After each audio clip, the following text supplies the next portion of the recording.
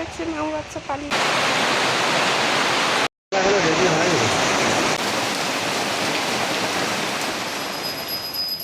নমস্কার, আমি রুমিতা। আমার ইউটিউব চ্যানেল আমাদের গল্পতে আপনাদের সকলকে অনেক অনেক স্বাগত জানাই। দেশে আসার পর এটাই আমার প্রথম ভিডিও। আত্মীয় স্বজনের সাথে দেখা করা, বিভিন্ন অফিসিয়াল কাজকর্ম সারতে সারতেই দিন কুড়ি সময় পেরিয়ে গেল। প্যারিসে ফেরার সময়ও প্রায় চলে এলো। আজ আমাদের বাড়িতে শ্রী শ্রী রাম ঠাকুরের পূজা ও কীর্তন হবে, চলছে তারই প্রস্তুতি। এই মেও বাচ্চা পালিয়ে যাচ্ছে, মেও বাচ্চা পালিয়ে যাচ্ছে। মেও বাচ্চা কোথায় পালিয়ে গেলি তুই? যে মেও বাচ্চা তো বসে রইল। এটা আমার শ্বশুর বাড়ি, আমার দাদা শ্বশুরের তৈরি করা আমাদের পরিবারের বসত বাড়ি। বাড়ির পিছন দিকটাতে রয়েছে একটা বিশাল বাগান। দাদা শ্বশুরের হাতেই তৈরি এই বাগান। দেখতে জঙ্গলের মতো মনে হলেও এই বাগানে আছে বিভিন্ন রকম ফলের গাছ, আম, জাম, কাঁঠাল, লিচু, জামরুল, তাল গাছ, সুপারি গাছ, শুধুই সবুজ। এখানে ইট কাঠ পাথরের জঙ্গল, এখনও ধাবা বসাতে পারেনি। একটা গোয়াল ঘর আছে, কিন্তু এখন তাতে আর গরু নেই। এবছর বৃষ্টিটা একটু বেশি, অগাস্ট পড়ে গেছে, তবুও দিন রাত মুষলধারে বৃষ্টি হচ্ছে। একটা দিনও বৃষ্টি ছাড়া পেলাম না। তবে এই ঝমঝমিয়ে বৃষ্টি হওয়াটা দেখতে কিন্তু ভীষণ ভালো লাগে। বৃষ্টির আওয়াজ, বৃষ্টি পড়ার সাথে সাথে ব্যাঙ ডাকার আওয়াজ, এগুলো খুব ভালো লাগে।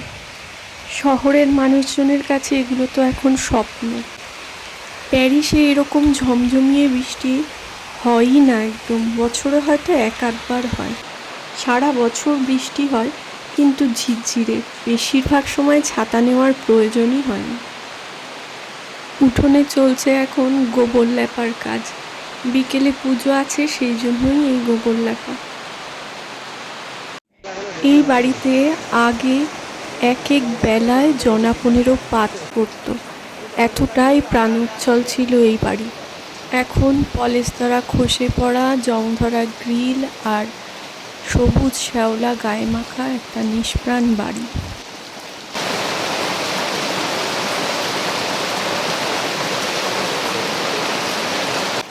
এবারের বর্ষায় সামনের পুকুরটা একদম কানায় কানায় ভরে উঠেছে, আর দু এক পশলা ভারী বৃষ্টি হলেই জল রাস্তায় উঠে আসবে। বিকেল অবধি যদি এই ভারী বৃষ্টি চলতে থাকে, তাহলে আর কীর্তন শোনার লোক হবে না। সত্যনারায়ণের প্রধান প্রসাদ সিন্নি, তবে এখানে রাত্রির জন্য খিচুড়ি আর লাবড়া তৈরির প্রিপারেশন চলছে। আমার শাশুড়ি মায়ের ঠাকুরঘর। মায়ের পায়ে ব্যথা বলে নিচে বসে পুজো দিতে পারে না, সেই জন্য সিংহাসনকে উপরে তুলে দেওয়া হয়েছে, আর মা টুলে বসে পুজো করে। এই দাদা এসেছেন আমাদেরকে পুজোর কাজে সাহায্য করার জন্য। সত্যনারায়ণ পুজোর অনেক নিয়মকানুন আছে, সব কিছু আমরা ঠিকঠাক মতো জানি না, ইনি এসেছেন সেই সাহায্য করতে। কি সুন্দর করে তুলসীকে এই শাড়িটা উনি পরিয়েছেন।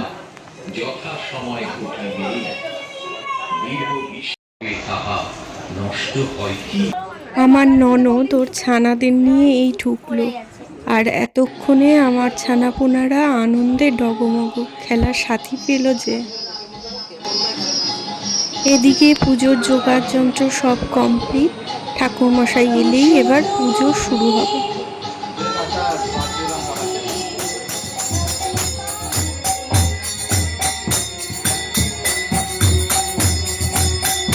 ঠাকুরমশাই চলে এসেছেন, কীর্তনের দলও চলে এসেছে। সন্ধ্যার ঠিক আগ দিয়ে পুজো শুরু হয়েছে, আর বৃষ্টিটাও ধরে এসেছে এখন।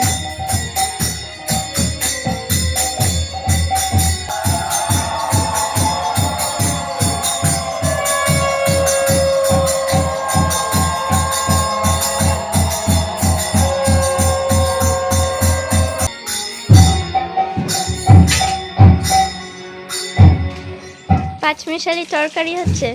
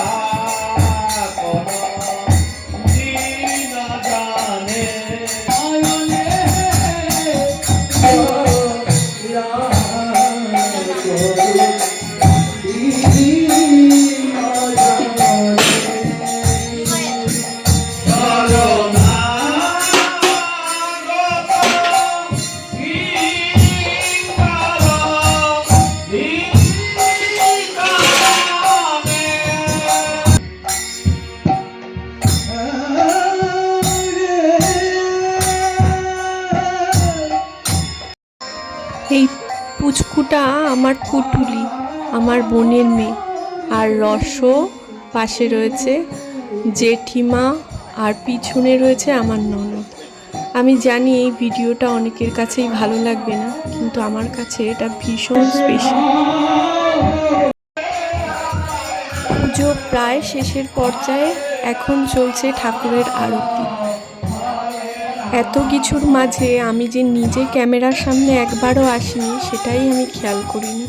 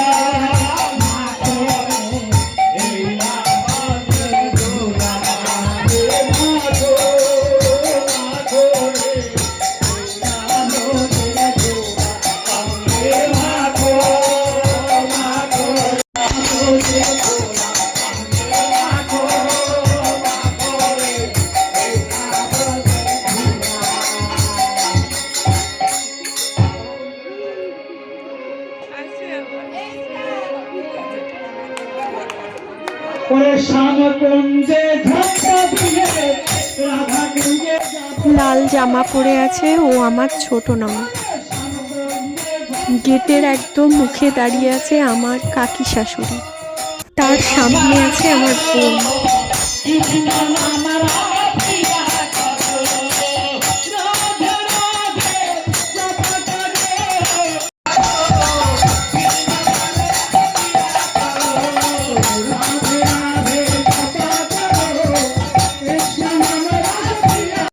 এটা আমার শাশুড়ি মা।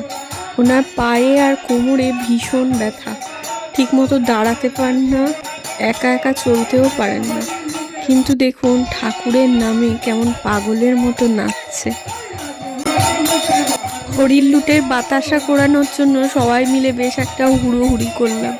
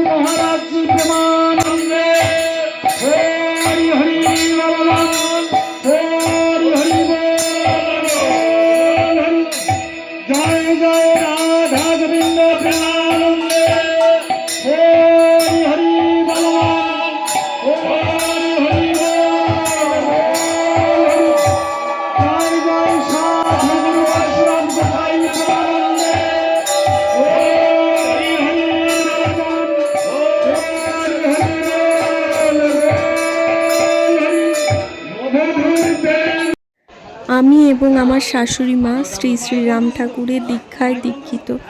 আমাদের ইচ্ছেতেই আজকে বাড়িতে এই রাম ঠাকুরের পূজা এবং কীর্তন অনুষ্ঠান হলো। ভগবান সবার মঙ্গল করুন এই কামনাই করব। এখন প্রসাদ বিতরণ হবে। আপনারা যারা প্রথম থেকে শেষ পর্যন্ত এই ভিডিওটি দেখলেন তাদেরকে অসংখ্য ধন্যবাদ। আজকের ভিডিওটা এখানেই শেষ করছি। সবাই খুব ভালো থাকবেন, সুস্থ থাকবেন, সাবধানে থাকবেন। দেখা হবে আরেকটা নতুন ভিডিও নিয়ে, নতুন গল্প নিয়ে। ততক্ষণ পর্যন্ত টাটা।